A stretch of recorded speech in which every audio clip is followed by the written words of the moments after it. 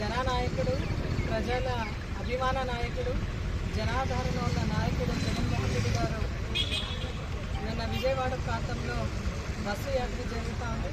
ఆ బస్సు యాత్రని చూసి ఆ ప్రజాదరణ ఓర్వలేక నిజంగా కుట్ర కోణతో మా జగనన్న పైన దాడి జరిగింది, అటాక్ జరిగింది.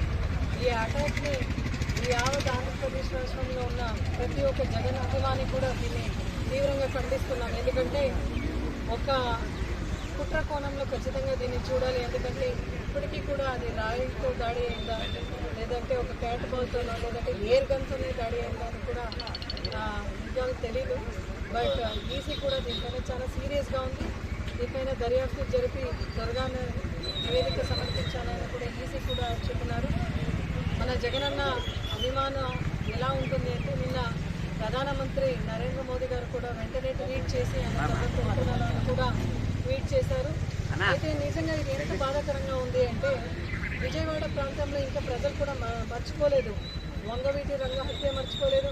చంద్రబాబు నాయుడు గారు చేసిన వెన్నుపోటు, వాళ్ళ మామకి చేసిన వెన్నుపోటు కూడా మర్చిపోలేదు.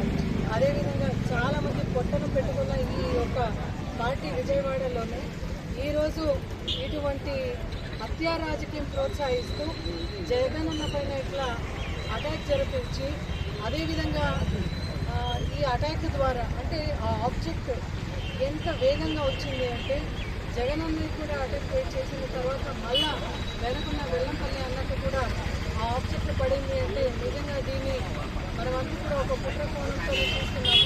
ఎందుకంటే చంద్రబాబు నాయుడు గారు కూటమి వేసుకొని వచ్చాడు, ఏదో సాధిస్తాడని.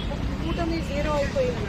దాని తర్వాత ఇలా కుట్ర చేసి ఈ కుట్ర కోణం ఎలా మనం చూడాలంటే బస్సు యాత్రకు బ్రేక్ కోసమే ఈ కుట్రం జరిగింది అని నేనైతే బలంగా నమ్ముతున్నాను. ఎందుకంటే ఏదో వాడు ఊళ్ళో ఉన్నారు, విజయవాడ పైన ఉన్న ఈస్ట్ గోదావరి, వెస్ట్ గోదావరి, అక్కడ వాళ్ళకి ఏదో బలం ఉంది అని వాళ్ళు అనుకున్నారు.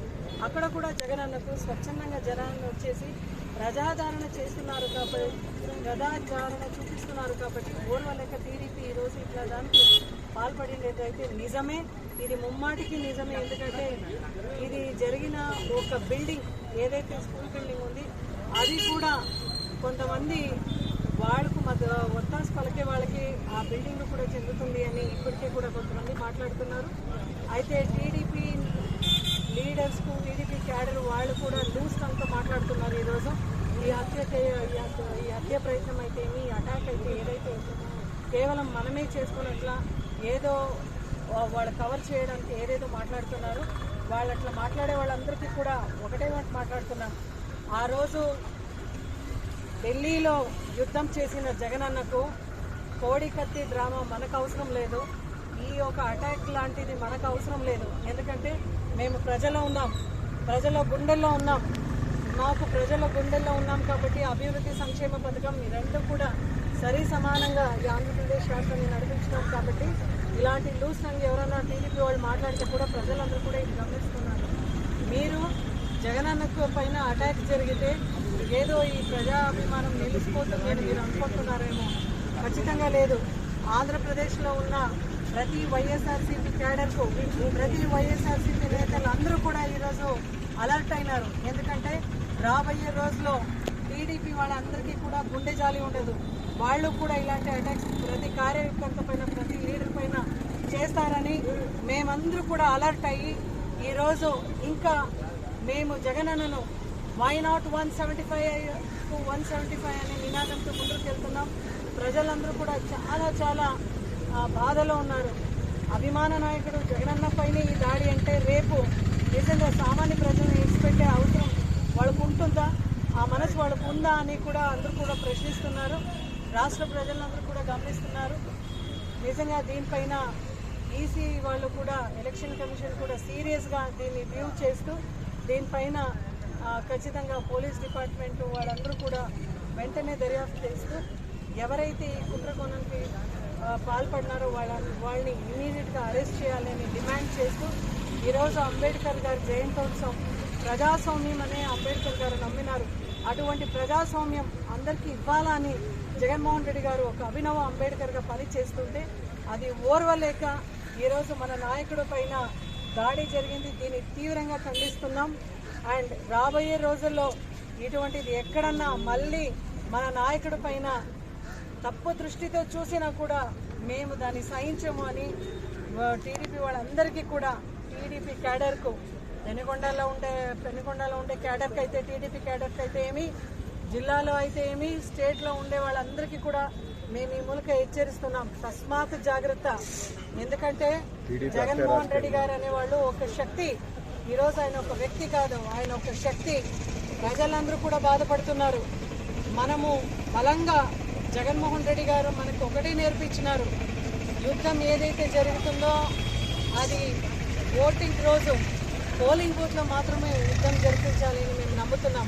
అయితే మీరు కోడి కత్తితో, మళ్ళా రాయితో, ఎయిర్ గన్స్తో మీరు యుద్ధం ప్రకటిస్తున్నారంటే నిజంగా this is a very black day for the democracy అని ఈరోజు మేమందరూ కూడా ఖండిస్తున్నాం. ప్రజాస్వామ్యంకి విలువ ఇచ్చిన ఈ యొక్క దేశంలో, ఈ యొక్క రాష్ట్రంలో ఖచ్చితంగా టీడీపీ వాళ్ళు ఏదైతే కుట్రకోణంతో ఈ యొక్క అటాక్ని జరిపించినారో దీన్ని సీరియస్గా తీసుకుంటూ దీనిపై దర్యాప్తు చేస్తూ ఖచ్చితంగా నిజం అనేది బయటపడుతుంది, త్వరలోనే బయటపడుతుంది, నిజం బయటపడుతుంది. అండ్ ఎవరైతే ఇది చేసినారో మనకైతే పూర్తి క్లారిటీతో ఉంది ఎవరు చేపించినారో అని, ఎవరు చేసినారో అనేది కూడా పూర్తిగా క్లారిటీ రాష్ట్ర ప్రజలందరికీ కూడా తెలుస్తుంది. ఏదో ఇట్లా చిల్లర అల్లరి పని రాజకీయం మీరు మానుకొని రాండి. ఆ రోజు May 13th ఓటింగ్ డే ఉంది కదా, ప్రజాదరణ ఉన్న వ్యక్తి మా జగనన్న. ఖచ్చితంగా వై నాట్ 175కు 175 అండ్ వై నాట్ 25 ఎంపీకు 25 ఎంపీ కూడా గెలిచి వస్తాం. ఎవ్వరు కూడా జగన్మోహన్ రెడ్డి గారిని ఆపలేరు.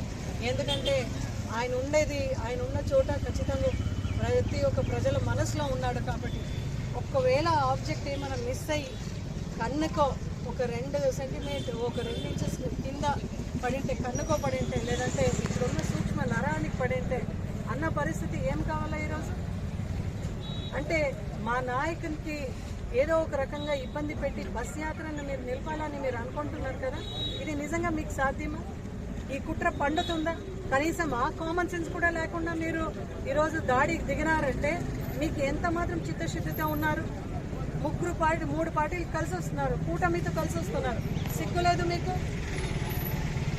May 13th ఖచ్చితంగా ఓటింగ్ ప్యాటర్న్తో మీకు సరి అయిన బుద్ధి చెప్పడం. June 4th అయితే పర్మనెంట్గా మీకు ఇంటికి పంపిస్తున్నాం. ఇది ఖచ్చితంగా ప్రతి ఒక్క వైఎస్ఆర్సీపీ నాయకుడు, కార్యకర్తడు, లీడర్స్ అందరూ కూడా ఈరోజు మన పల్లెల్లో కూడా ఇటువంటి అటాక్స్ జరగదనే నమ్మకం ఏమి. ఎందుకంటే వాళ్ళ నాయకుడు అటువంటి స్పీచెస్ ఇస్తున్నాడు. అటువంటి స్పీచ్లో యువతలందరినీ కూడా ఇట్లా ప్రేరేపిస్తున్నారు.